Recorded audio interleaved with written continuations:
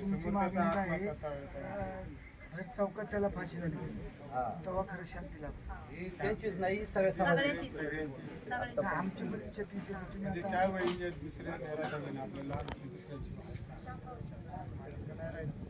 आता हे बाकीच्याच माझे गावात अशी नराधम परिस्थिती आता वाईट नजर नाही पण त्यांनाच भर चौकात फाशीची शिक्षा झाली पाहिजे ही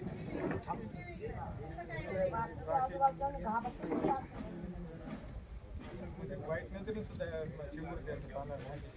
आपल्यावर अन्याय झाला हा पुन्हा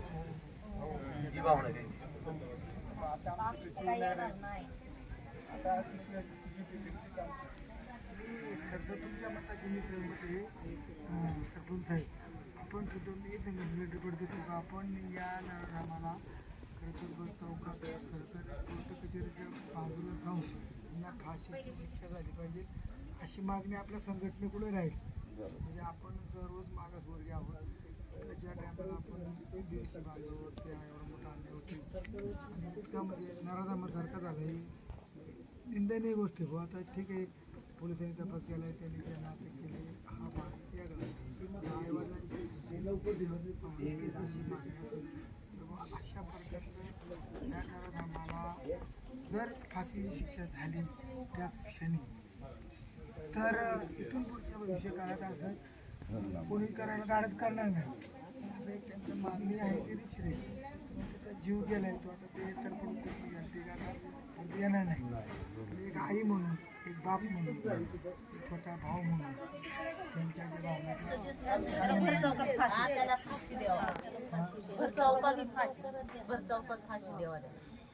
मी पण तुमच्या मताची सहमत आहे. माझं पण तीच मागणी आहे संपूर्ण आदिवासी समाजाच्या वतीने की बुवा त्याला भर चौकात फाशी दिली पाहिजे. त्याने असं वाईट कृत्य इथून पुढच्या भविष्यात कोणाला करण्याचं धाडस नाही झालं पाहिजे.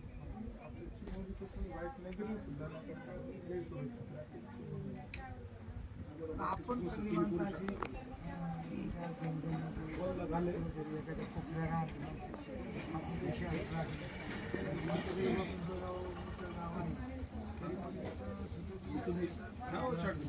आदिवासी भागात आपल्यावर हे अन्याय सरपंच सक्षम आहेत जे वेळोवेळी हे करतात. खरं तर मी थोडीशी दिलगिरी व्यक्त करतो कारण मी थोडासा येत झालो मी त्या आंदोलनामध्ये होतो मला माहिती होतं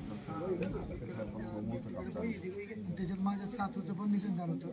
सासूचा पण दावा होता. माझ्या सासूच्या दाव्यामुळं माझे गाव आहे ना सासू माझ्याकडे होतं. सासूच्या दाव्यामुळं लेट झाल्यानंतर ते आंदोलन झालं थोडं आजारी पडलो. मी सगळ्यात आधी पोहोचणारा मी कार्यकर्ते मी थोडंसं लेट झालो तरी हरकत नाही. मी तुमच्या दुःखात सहभागी आहे.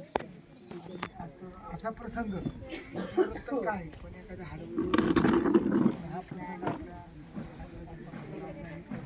मी खरं तर जाहीरपणे निश्चित करतो.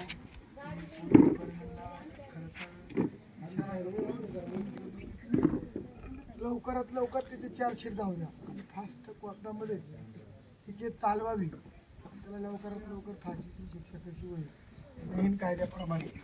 आता बालहत्या वेगवेगळ्या प्रकारचे गुन्हे आहेत त्या गुन्ह्याचा आधार घेऊन डिपार्टमेंट 15-20 चार्जशीट पाठवून लवकरात लवकर फाशीची शिक्षा हीच मागणी ना मागणीच आहे ना फाशीची शिक्षा व्हावा अशी आपली सर्वांची मागणी आहे. या ठिकाणी घडतात नेते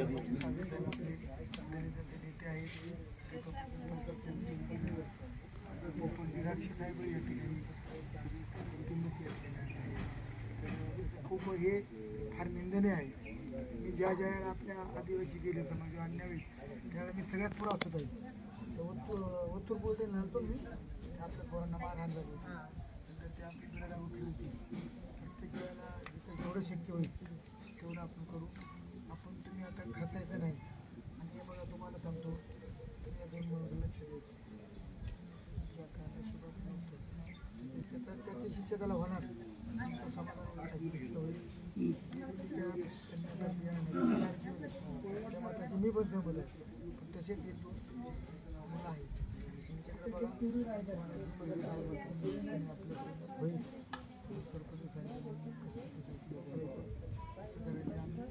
माझ्या पद्धतीनं एक आदिवासी समाजाचा प्रमुख या नात्यानं तुम्हाला जेवढी मदत करते तेवढी कायद्याने लढाई फक्त आपण चांगल्या प्रकारची लढू. तुम्हाला सरपंच आम्ही ठरवतो कशा पद्धतीने मदत करायची, काय करायचं ते सर्व आपण आदिवासी म्हणून एक मागासवर्गीय आदिवासी बिल आपण सगळे आपण सगळे मागासवर्गीय आहोत.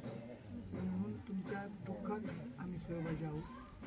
निश्चितपणे संघर्ष करण्यामध्ये सुद्धा सगळ्यात पुढं मी असणार आहे. ज्या ज्या तुमच्या अपेक्षा आहे, जे जे तुमचं म्हणणं आहे तेच माझं म्हणणं आहे का ह्या नराधमाला भर चौकात जेव्हा फाशी होईल तेव्हाच खरं तिला श्रद्धांजली होईल. त्या लाडक्या कन्येला आपल्या तिचा जीव तरफडून गेला. तिच्या जीवाला शांती लाभायची असेल तर आपण सर्व संघटनेने सरपंच साहेब सर्वांनी रस्त्यावरती उतरून एक नियोजन करूया आणि पुढची दिशा आपण या कुटुंबाला सावरण्याच्या दृष्टिकोनातून आपण नियोजन करू. तुम्ही जी जबाबदारी माझ्यावर द्याल, तुम्हाला पहिल्यापासून माहिती आहे, तुम्ही माझे मित्र आहेत. या कुटुंबाला ओळखतातच. या ठिकाणी ह्या बाहेर मॅडम या ठिकाणी पत्रकार आले, आदिवासी चॅनलचे आपले पत्रकार या ठिकाणी आहेत. जी मागणी केली त्या मागणीच्या ठाम राहून आपण निश्चितपणे या आपल्या लाडक्या कन्येला आपण न्याय मिळवून दिल्याशिवाय राहणार नाही. एवढा शब्द मी तुम्हाला खरं देतो. तुमच्या दुःखात मी सहभागी असतो. बुधवारी 3 वाजता ते बी पाहिलं डायरेक्ट कॉलेजमधले का बॉडी कसं चालू होतं आम्हाला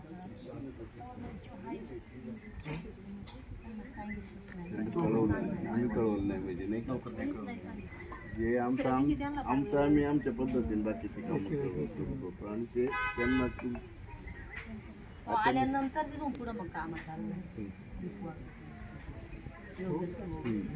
लोकांनी गाव बंद केलं नाही. त्यांना काही घेणं देणंच नाही आदिवासी लोकांचं असं केलं. मग तो योगेश आला, योगेश सगळं बंद करून टाकलं. मग तो इथं त्यांनी बघितलं, त्याला इथं तळतळ आली, त्यांनी इथं बघितलं अशी परिस्थिती. मग तो गावात गेला, शिव्या टाकलं.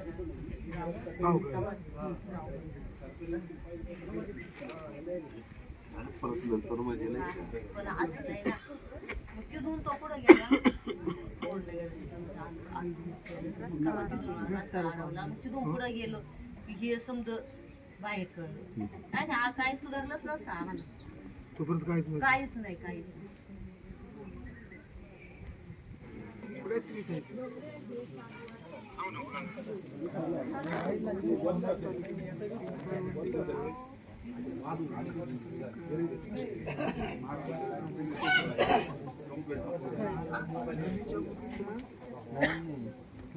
वर्षाची मुलीचं पेपरला ते काय बघत नाही का साहेब?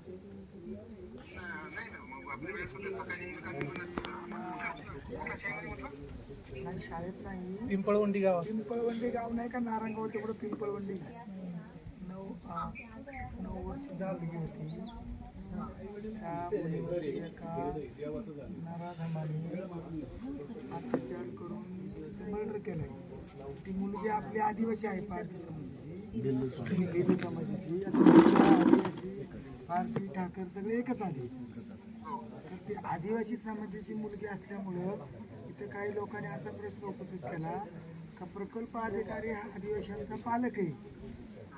पालक होतो असल्यामुळं प्रकल्प अधिकाऱ्यांना भेट दिली म्हणून काही लोकांनी खंत व्यक्त केली. तर इथं मी आता फोन स्पीकर आहे आणि तुम्ही गरीब लोक आहेत, हातावरची मजुरी कधी जगणारी आहेत. अजून 9 वर्षाच्या मुलीवर जर असा अत्याचार होऊन जर तिला मर्डर होत असेल तर तिथं आपण प्रकल्प अधिकारी 5 जिल्ह्याचे प्रकल्प अधिकारी आहेत. त्यामुळे तुम्ही इथं येऊन जाणं गरजेचं आहे. मी सुद्धा थोडा इथं आले. तुम्ही इथं कधी येणार, आज येणार का उद्या येणार, आलं पाहिजे तुम्हाला. आता कुठे आहे तुम्ही? हां, वळसे पाटील साहेब संध्याकाळी 7 वाजता बघा, तुम्हाला जमलं तर 7 वाजता आणि उद्या इथे येऊन जा. तर मला फोन करा, मी पण येतो तुमच्यासमोर. त्या लोकांना मदत करायची. तुम्हाला जेव्हा जमल तेव्हा तुम्ही आपली 2 तास बंद ठेवा, पण तुम्हाला या घटनास्थळी येऊन जावं लागेल. आपल्या प्रकल्पाच्या अंतर्गत येणारी गोष्ट अत्यंत दुःखद आहे, निंदनीय आहे आणि प्रकल्प अधिकारी म्हणून तुम्हाला ते यावंच लागेल. हां, ठीक आहे सर.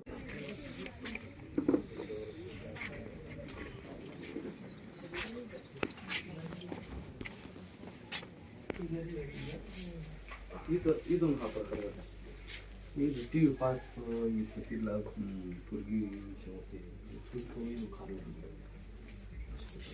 इथून गाडी होती हो का? घरातून चालली का? हा इथून पूर्वी घर गेट होती का? नाही ती बाकी चिलेपाली होती ते याच्या बारक्या भाऊची पोर होती बारकी ते खूप लहान आहे, अंगणवाडीत राहतात. अंगणवाडीत मागून एक दरवाजा आहे, तिथून गेली. असं इथून बरोबर ते अंधार काढून तिकडे ती पुरीची सायकल ना, त्याच पुरीची सायकल जयंती तिकडे कामाला येईल ना, तिथं काढून ते तर आई तिच्या आई तिकडे वरती काम करतात, तर चोपडीवरची गाडी. वाहने निघून गेला तो सांगतो का दादा? हा तो कबूल झाला सगळं सांग. म्हणजे घटना तशा पद्धतीची त्याने म्हणजे एकदम क्राईम पद्धतीनेच केलेली, एकदम टॅलेंट नाही. म्हणजे आल्यानंतर ते जे कपडे भरलेले वगैरे होते त्याने ते काढून टाकले, त्याच्या आईने ते कपडे घातले, इथं आंघोळ केली आणि ते पोलिस जे चेक करत होते CCTV कॅमेऱ्यामध्ये त्याची ती सायकल, त्याचा तो आंघोळ करण्याचा तो फोटो, ते सगळे बाहेर झाले. हा पहिला वेगळा ड्रेस होता, नंतर वेगळा. कारण आपल्याकडे तिकडे CCTV कॅमेरा आहे, तिकडे चेक केलं, तिकडं पोलिसांबरोबर सांगायला हा इकडे वेगळ्या कपड्याचा माणूस आणि इकडे वेगळ्या कपड्याचा माणूस, म्हणजे कपडे चेंज केले, एवढे कपडे पण चेंज केले त्यांनी. इतकं म्हणजे पोलिसांबरोबर बोलत होता. हा हे काय हे पोलिस त्याला विचारता येत होते, पण त्याची जी बडबड चालू झाली त्याला न बोलता तो आतून काहीतरी बोलत होता, सगळं सांगत होता. नंतर पोलिसांनी जरा ताब्यातच घेतला त्याला बडबड करायला.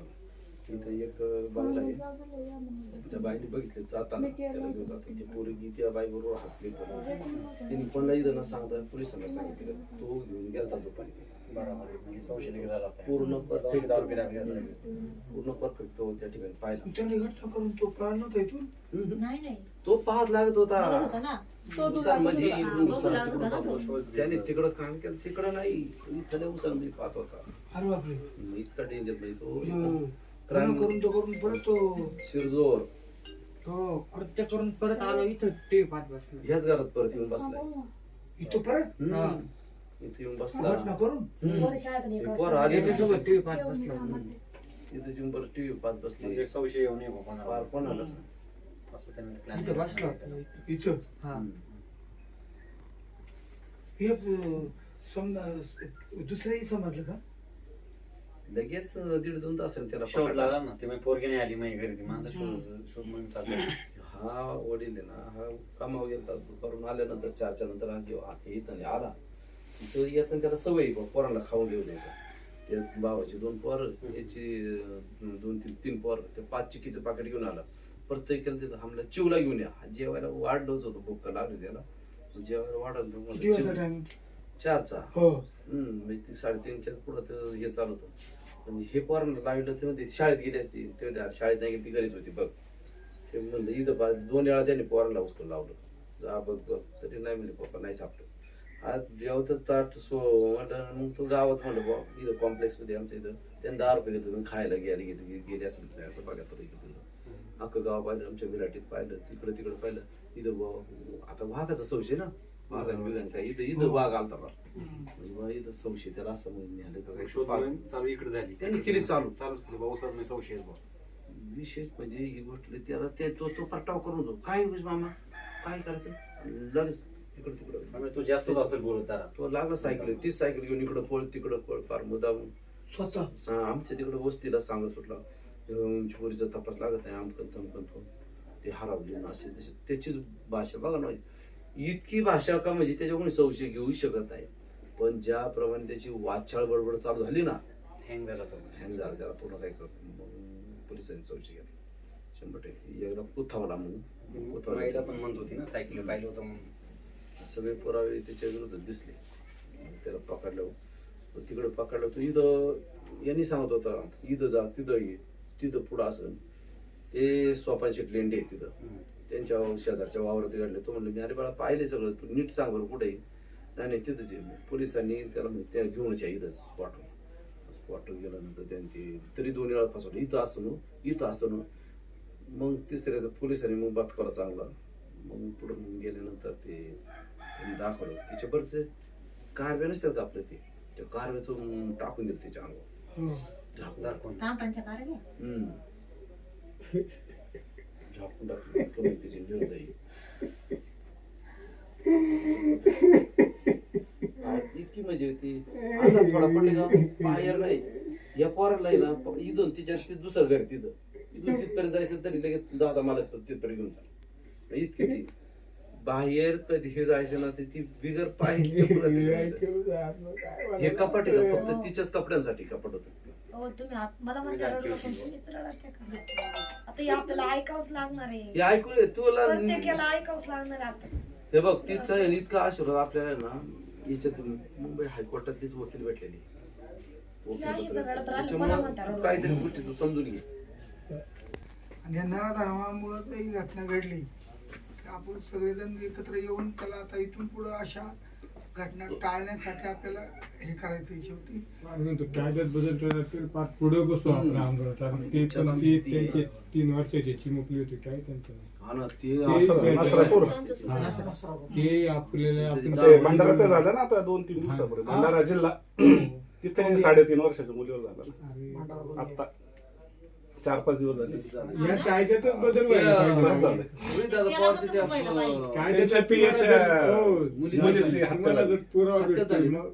आरोपी भेटतात, पुरावे भेटतात. तुम्ही ठेवताय कशाला, सांभाळताय कशाला? आता हे लढाव कोणाला लागेल? तुमचं ऐकन सरकार आता इथून पुढे. आमचं नाही ऐकणार. तुम्ही लढले तर तुमचं ऐकल. तुम्ही ना आता खरं सांगू, तुम्ही आमची माणसं नाही, तुम्ही सरकारी माणसं झाला. मी लढणार आहे. तुम्ही लढायचं आता. मी लढणार. तुम्ही पुढे म्हणता ते पोरग 5-5 दिवस झालं, त्याला सुद्धा तसंच व्हायला पाहिजे. काय त्याला पण तसंच व्हायला पाहिजे. मी बिनधास्त. बाकीचे आहेत ना चिव अजून, आता काय माहिती चिव तर नाही राहिली. प्रत्येक मुली जर असं होत असेल तर तिला कशाला तुम्ही ठेवता, कशाला इतका दिवस? कायद्यातच बदल व्हायला पाहिजे. मागच्या तिकडे मागून दिसतं का ते नेलेलं?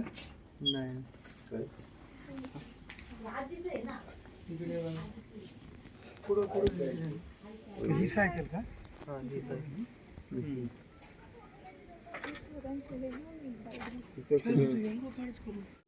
पिंपळवंडीची घटना होऊन 5 दिवस झाले, पण तुम्ही पीडित कुटुंबियांना भेटायला आले नाही, आज भेटायला आले. त्यामागचं कारण काय? थोडंसं ते आंदोलन चालू होतं. माझ्या सासूबाई वारले होते, त्यांचा जाव होता आणि त्याच्यामुळं मी थोडंसं आजारी पण होतो. त्याच्यामुळे 2-3 दिवस मी लेट झालो. ते पीडित कुटुंब आणि सरपंच ही मंडळी, माळीसाहेब, ही सगळी आम्ही सर्व एकाच ग्रुपची माणसं आहोत. आम्ही अत्यंत म्हणजे एकमेकाला सांभाळून, आमच्याकडे काही घटना मोर्चे असले ते सगळ्यात आधी माळीसाहेब असतात कुठल्या आंदोलनात. आणि इकडे काही घटना घडली तर आम्ही त्या ठिकाणी सगळ्यात आधी असतो. 2 दिवस लेट झाल्याबद्दल मी कधीतरी व्यक्त करतो. हे आमचं अदानी हटाव, सह्याद्री बचाव या आंदोलनासाठी मी खाली कोकण दौऱ्यावर पण 2 दिवस होतो. काल आम्ही मुरुमडला होतो. तिकडं 450 एकर जमीन जाणार आहे, पण अद्यापर्यंत त्या लोकांना माहीत नाही का आमच्याकडे हा प्रकल्प नाही. सगळी साधी बोळी कोकणामध्ये आदिवासी बांधव राहतात. तो एक मोठा 650 एकर जमीन जाऊन सुद्धा अजून लोकांना कल्पना नाही. अदानी हा काही सरकारचा दावा आहे का, अशा प्रकारचं त्या आंदोलनामध्ये मी गुंतलो होतो. त्याच्यानंतर आज मी इथं आलो. मी स्वेसगार त्या कुटुंबाची विचारपूस केली आहे. खरं तर सरपंच साहेब आमचे मित्रच आहेत, की त्यांचे नातेवाईक आहेत ना, बाची आहे माझी, त्यांची भाषा आहे. त्याच्यामुळे आम्ही दोघंजण इथं पुढची दिशा कशी ठरवायची.